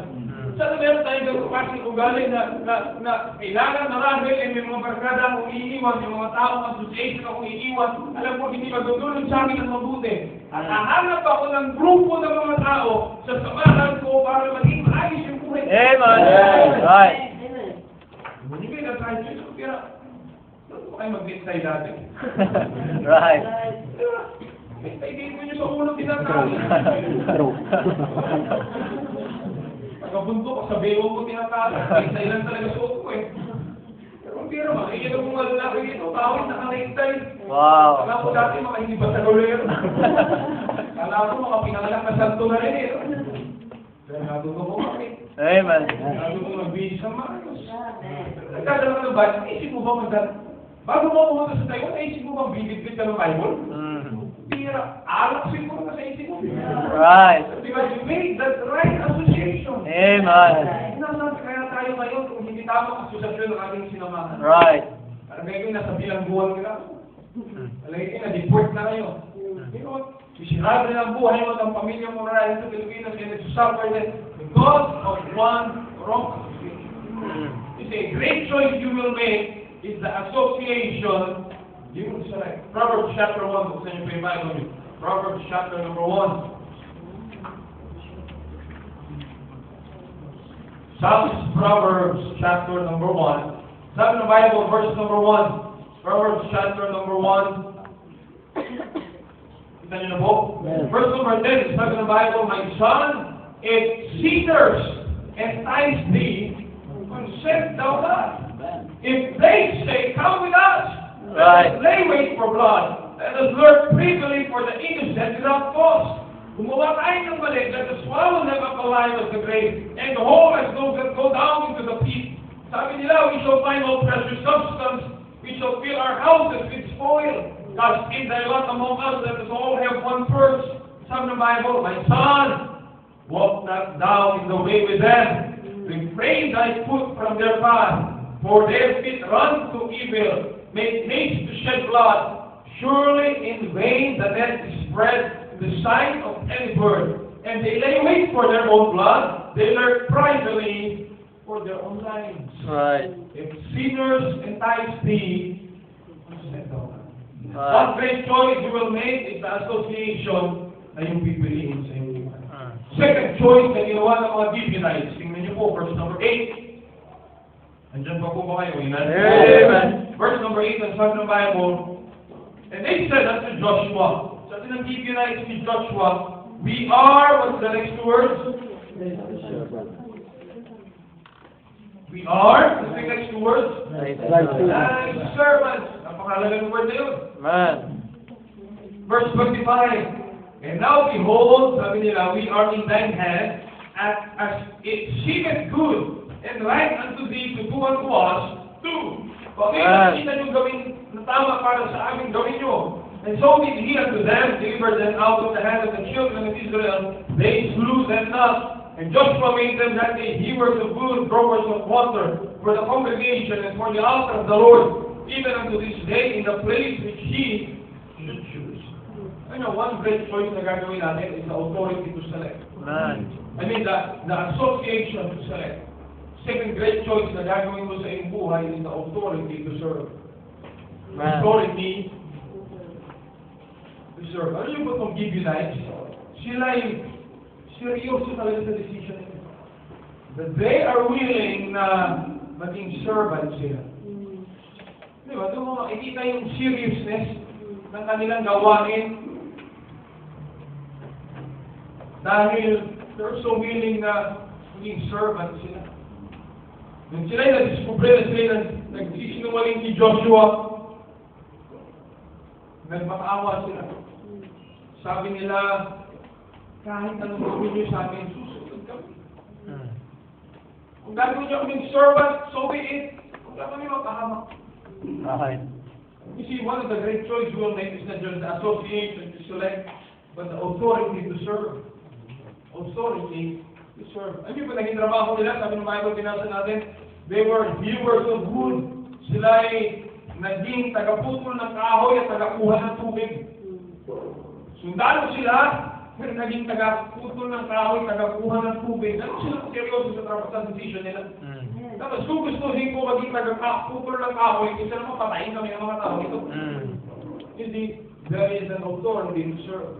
One of the best choice na ginawa ng Gibeonites, dahil gusto nila ma-spare ang kanilang buhay, pinili nila na maging servants nila Joshua. Pinili nila na magpakumbaba talaga. They may be high-ranking people, they may be strong people, but iniwan nila lahat yun at tinanggap nila. Alright, ngayon yung aming magiging authority. One of the proof that you are so serious in coming to Taiwan, hindi ko alam kung anong background niyo sa Pilipinas. Right. Ano pambira, no? Pinili mo na, alright, ano naman trabaho meron dyan sa Barangay Taiwan, pupunin ko. Okay, seryoso ka rin. Pasakot ka, ay hindi mo manuwan yung lingwahe ng boss mo, ng authority mo. Pero nagpasakot ka, kumita ka na ako ng pera. Ikaw ba hindi mo magat? Kasi simple yet overlooked truth, whether we like it or not, meron ka magiging authority sa buhay mo. Meron kang ikilalaning authority sa buhay mo. Kung ayaw ng authority ng boss mo, meron kang authority ng barkada mo. Kung ayaw ng authority ng salita ng Diyos, pipiliin yung authority ng bundong ito. Kung ayaw ng authority ng church, pipiliin yung authority ng kasalanan sa buhay mo. Kung ayaw ng authority ng lingkod ng Diyos na ginagamit dito, authority yung barkada mo. Kung ayaw ng authority ng Bible, meron kang authority ng bote. Di ba? Pero pipiliin yung authority sa buhay mo. Kung sino yung sinusunod mo, yun yung authority natin. Right. Amazes me na ayaw natin ng authority sa buhay natin. Pero pinapayagan pa rin naman natin yung mga maling bagay maging authority sa buhay natin. That means, authority ka pa rin. Right. Diba? Pero pa rin, nagpapasakot ka pa rin. Ayaw mo na magpasakot sa tama, ayaw mo ng authority, pero nagpapasakot pa rin naman sa mali na lang. Diba? So sa inyo, hindi naman dati talaga, ano po yan, the influence na pinapayagan natin sa sarili natin. It seems, gusto natin na authority na magagawa, mangyayari, gusto natin. And that is still pride. Hindi ginawa ng mga Gibeonites. That's what I like about the Gibeonites. Kung kailangan nila magpakumbaba, At mula sa isang mataas na tungkulin ay magiging tagapuntol ng kahoy at nagiging ng tubig. Wow. Kung mapahamak ang buhay nila, gagawin nila. Amen. That's a great choice that we should make. So we still have to choose authority. Pipili ka ng authority mo sa buhay. Kaya yung ginaganawa namin, choose you this day whom you will serve.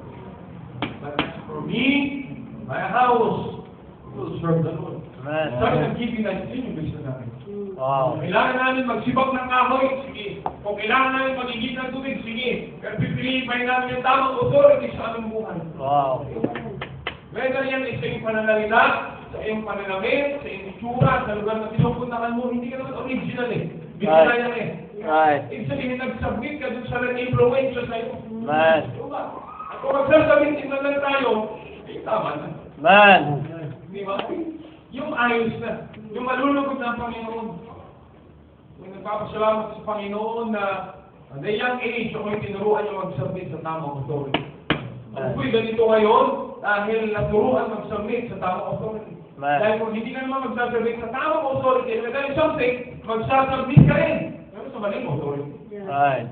That's what the Bible says, obey them that have the rule over you.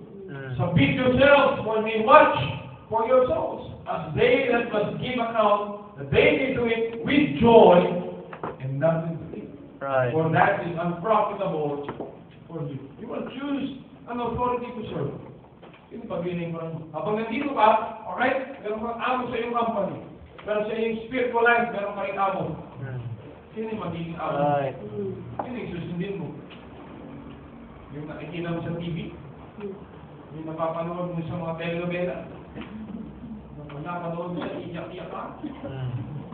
Kalalaki mong tao? O pipiliin natin yung prinsipyo ng salita ng Diyos ating magiging authority. Right. So there is an authority to serve. There are choices in the life. Amen. Make that right choice, amen? Right. One is the association that you will select. Number two is the authority that you will serve. Number three, we will choose our activities to support or enjoy. S-A-V-O-R. Mm. We will choose our activities na ating hahalagahan, ating enjoy. Sabor. S-A-V-O-R. If you will read Joshua chapter number 10, chapter 9, sila pumili ng tamang association. Chapter number 10, yun po, babasa tayo ng ilan po dito. Verse number 1, Now it came to pass when Adonizedek, king of Jerusalem, had heard how Joshua had taken Ai and had utterly destroyed it, as he had done to Jericho and her king, so he had done to Ai and her king, and how the inhabitants of Gibeon had made peace with Israel and were among them. Nabalitaan na ni Adonizedek, Jerusalem, na itong mga Gibeonites ay kumampi na sa Israelites. Verse number 2, that they feared greatly, because Gibeon was a great city, as one of the royal cities. Wow. Because it was greater than Ai, though the measure of her mighty. Natakot ang mga taga-Jerusalem dahil sa malaking bayan ng Gibeon kumampi pa sa Israelites. Wherefore Adonizedek, king of Jerusalem, sent unto Hoham, king of Hebron, unto Pira, king of Jarmuth, and unto Japhia, king of Lachish, and unto Deber, king of Eglon, saying, Come up unto me, help me, that we may smite Gibeon, for it has made peace with Joshua, with the children of Israel. Ito itong haring Adonizedek, malit pa sila ng kampi niya. At niya, kailangan natin patungkiin yung Gibeonites, lalo kang kumampi sila sa Israelites. This is a real story, by the way. Hindi ho ito telenovela, di ba? Right. Verse number 5, therefore the 5 kings of the Amorites, king of Jerusalem, king of Hebron, king of Jarmuth, king of Lachish, king of Eglon, gathered themselves together. They went up and all their hosts and encamped before Gibeon, made war against it. Wala. Gera na to. Mm. And the men of Gibeon sent unto Joshua to the camp to Gilgal, saying, Slack not thy hand from thy servants. Humingi na sila ng tulong nila Joshua. Come to us quickly, save us, help us, for all the kings of the Amorites that dwell in the mountains are gathered together against us. So Joshua ascended from Gilgal, he and all the people who were with him, and all the mighty men of valor. Can you imagine the story? The Lord said unto Joshua, Fear them not, for I have delivered them into thy hand. There shall not a man of them stand before thee. Thus when the report came unto them suddenly, went up from Gilgal all night, and the Lord discomfited them before Israel, and slew them with a great slaughter at Gibeon, chased them along the way that goeth to Beth-horon, smote them to Azekah, and unto Makkedah. And it came to pass, as they fled from before Israel, and were in the going down to Beth-horon, the Lord cast down great stones from heaven upon them unto Azekah. And they died. They were more which died with hailstones than they whom the children of Israel slew with the sword. Then spake Joshua to the Lord in the day, when the Lord delivered up the Amorites before the children of Israel. And he said in the sight of Israel, Son, stand thou still upon Gibeon, and thou moon in the valley of Ajalon. And the sun stood still, and the moon stayed until the people have revenged themselves upon their enemies.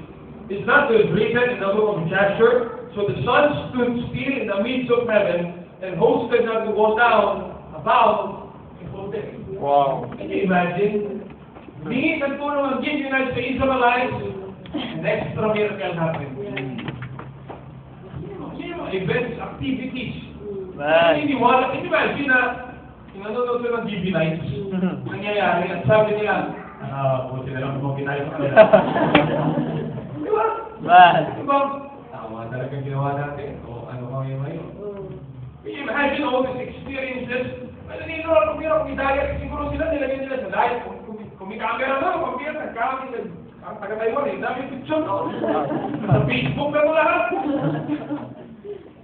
And they're just enjoying that event right. In verse number 14.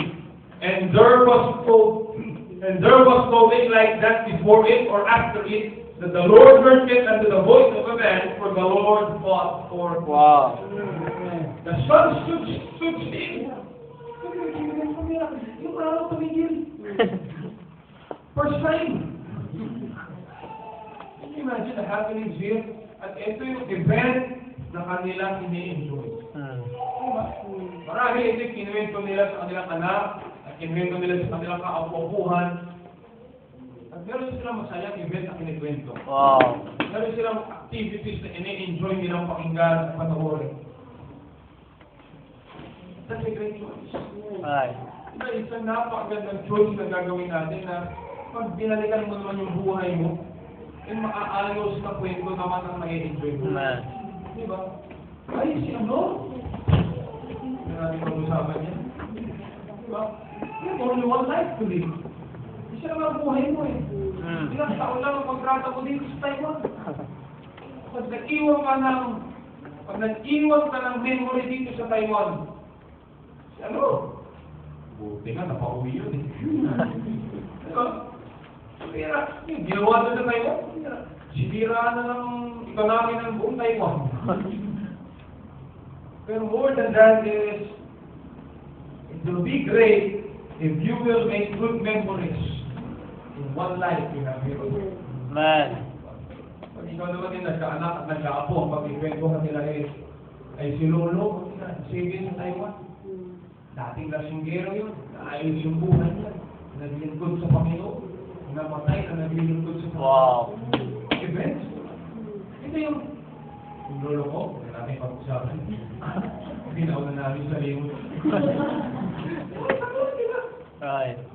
May natutuwa yung grandfather ko po, yung lolo ko po ay pastor po siya. Namatay siya at the age of 72 years old, Pastor Hernandez. Kami namatay siyang nasa gasaan, nagmumotor siya dahil siya ay papunta ng visitation. Diba? Huwag malungkot yung kanyang kamatayan, pero at least namatay siya, naglilingkod sa Panginoon. Amen. Pangit naman yung, ano kinamatay ng lolo mo? Sa gasaan ng pen, lasingin. Yaka. Yaka. Ano kinamatay ng lolo mo? Nasunog dun sa dispuhan. Diba? Ano kinamatay ng tsuhin mo? Ayun, napaaway sa Taiwan. Nasaksak pa ka. Pero kung bira, di ba? Babalik kami mga kwento natin sa buhay. Bad experiences tayo in the past, pero you have some good activities and events that you will enjoy. Man. Pero kung bira, yung mga mag-event ko kayo 200 years from now, buhay ka pa. Magre-reunion kayo ng mga galing na iwan. isa wala ng paa. Kita-kita kayo sa mental hospital. Lalo na po natin sa Taiwan.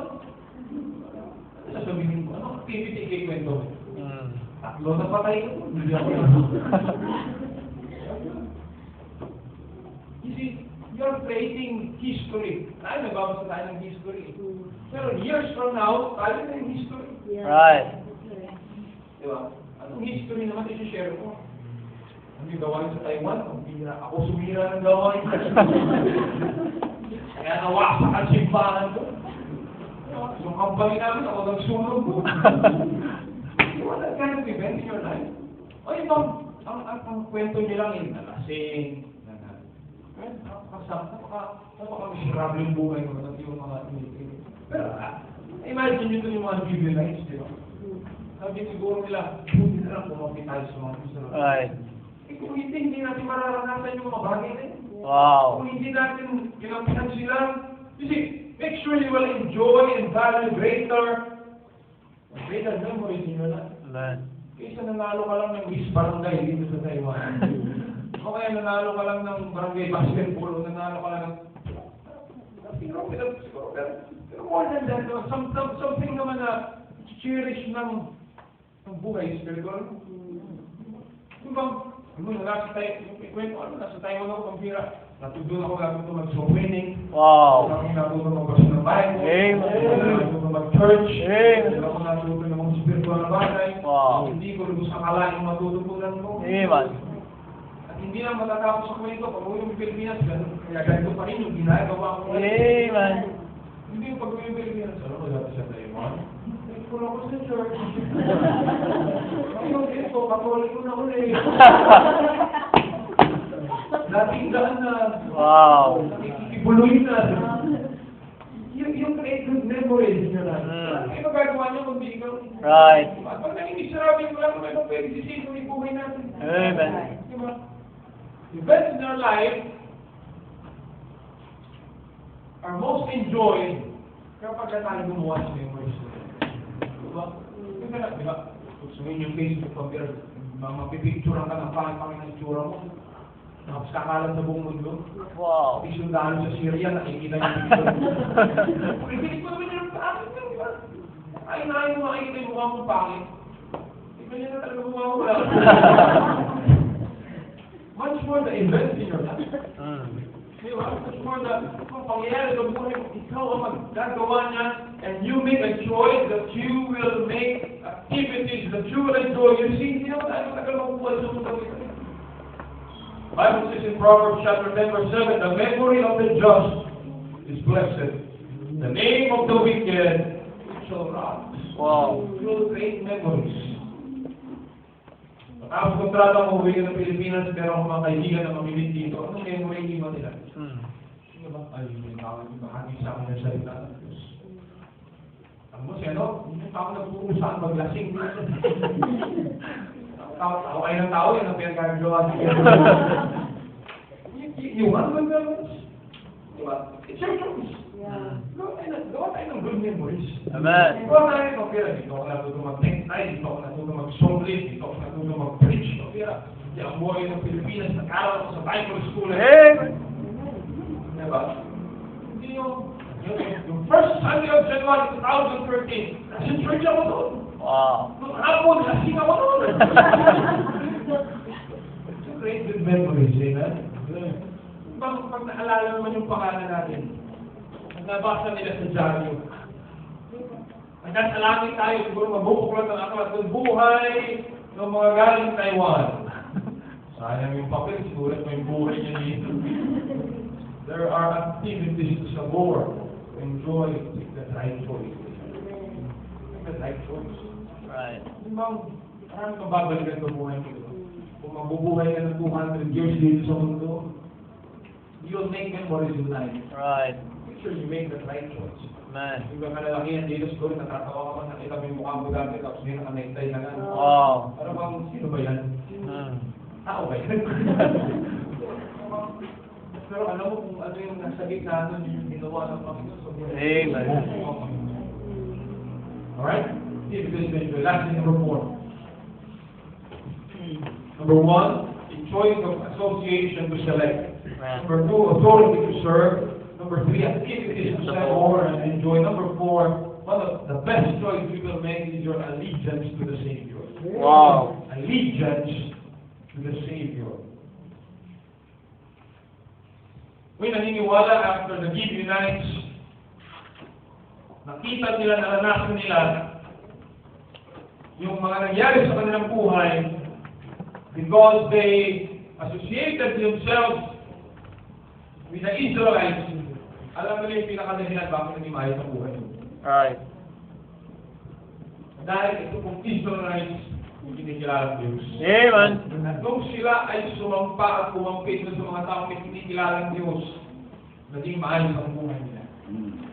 I believe when we were the other, they decided they will make an allegiance also to the Savior. Hindi lang nila ginagawa yung tama dahil kakampi nila yung Israel, ginagawa nila tama dahil nakilala nila yung Diyos ng mga Israelitas.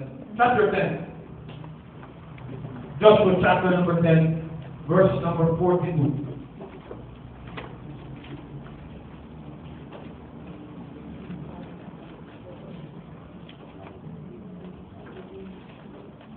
Joshua chapter 10, verse number 42, sabi ng Bible, and all the kings in their land did Joshua take at one time, because the Lord God of Israel, what for Israel? Na-realize nila, ang Diyos ng mga Israelites ay tunay na Diyos. Amen. I believe they decided also for themselves, we make allegiance to the Savior. Magiging tapat kami sa aming tagapagligtas. If there's one greatest choice you will make, is kung magkaroon ka ng tapat na paglilingkod sa Panginoon. Man. Ako'y naniniwala, hindi mo pagsisisihan ng Panginoon. Kung ikaw yung bibisita natin ngayong umaga, ang isang pinakadakilang decision gagawin mo, tanggapin mo si Kristo bilang tagapagligtas. Ililigtas kanya mula sa hatol ng impyerno. You see, kung tayo kaya yung Gibeonites during those times, same choices din kaya gagawin natin. Right. Would you make that choices na ginawa nila, o pipiliin mo maging miserable yung buhay mo? Kasi wala tayo sa panahon nila. Nilagay tayo ng Panginoon sa tamang panahon ito. Man. Kaya meron kang pagpiling gagawin pa rin. Man. If you make that same principle na ginawa nila, at gagawa tayo ng tamang pagpili, naniniwala kung magiging maayos ang buhay mo. Man. Pipiliin yung mga taong sasamahan mo. Pipiliin mo yung authority na paglilingkuran mo. Pipiliin mo yung mga event na gagawin mo good memories in your life. Pipiliin mo kung sino ang gagawin mo tagapagligtas. Ang Diyos ng iyong buhay. I will give the same pathway. The Bible, binigyan tayo ng prinsipyo. We have to make our choice. Right. Make that choice. Yan ay hindi lang pipiliin mo sa araw nito. Yan ay araw-araw na pagpili natin gagawin. Hindi lang kayo, New Year's resolution. Alam niyo, mayroon na New Year's resolution, sabi niya, every Sunday, sisimba na ako. Alam niyo, ngayon wala sa church. Kasi tapos na yung New Year, hindi na nagawa. No more than a New Year's resolution, must be an everyday choice. Right. Pipiliin mo, tama para sa Panginoon. Hindi dahil nakakakita sa'yo, kundi dahil meron kong Kristo. Man. Meron Diyos yung nagligtas sa'yo. At tinulungan ka niya maging maayos ang buhay. At tutulungan ka niya maging maayos pa rin ang iyong buhay. Let's make that right choice. Man. Tayo po tayong lahat. Kaya Diyos, salamat po sa inyo sa salamat po Panginoon sa salita ng Diyos. Jesus said, the Word of God is a lamp unto our feet every year and a light to our path every day. Tulungan niyo po sa pamamagitan ninyo salita po kami lagi ng tamang pagpili sa aming buhay so that malugin po namin kayo at maging maayos sa aming pamumuhay. Kasi po ang invitation, may pumangusap sa aming kalagitnaan sa pangalan ni Jesus. Amen. Kinusap ka na Panginoon sa mensaheng yan. Marahil sa panahon ito, meron kang maling choice na ginawa ko sa iyong buhay. Sa tituloy. Tama natin ito ngayong umaga. At kung wala kang ginagawang maling choice, God is wanting you to make a choice this morning. Piliin natin yung tama sa Panginoon.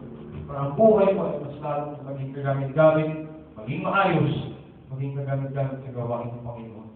Kinusap ka ng Panginoon with that preaching when it comes to the altar, mag-usap tayo sa Panginoon, and settle things with God this morning. Dito po sana sa altar, ay lumuhod, ay mananalangin, we talk to God this morning. Sige po, we come to the altar, we talk to God.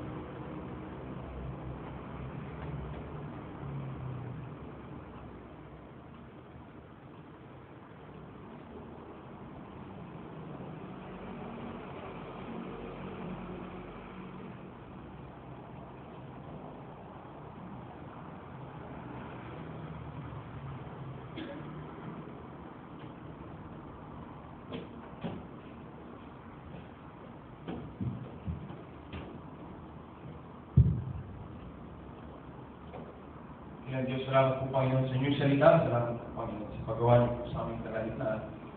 The message we heard be a guiding principle po Panginoon sa aming buhay bilang inyong mga anak. Lagi kami gumawa ng tamang pagpili sa bawat desisyon na aming gagawin. Salamat po Panginoon sa gawain dito, sa mga tapat na tao ginagamit niyo po. Sa pangalan ni Jesus. Amen. Amen. Thank you. Go back to your seats, please. At maraming salamat.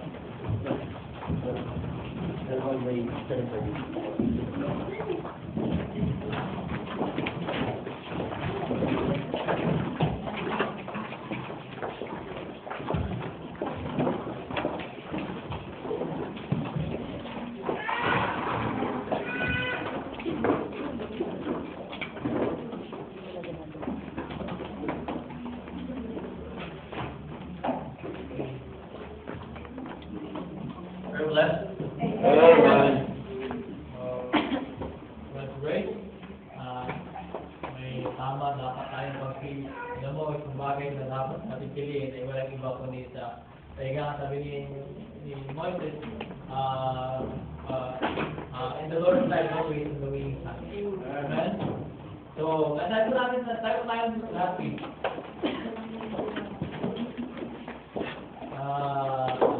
Page 66, please. Amen?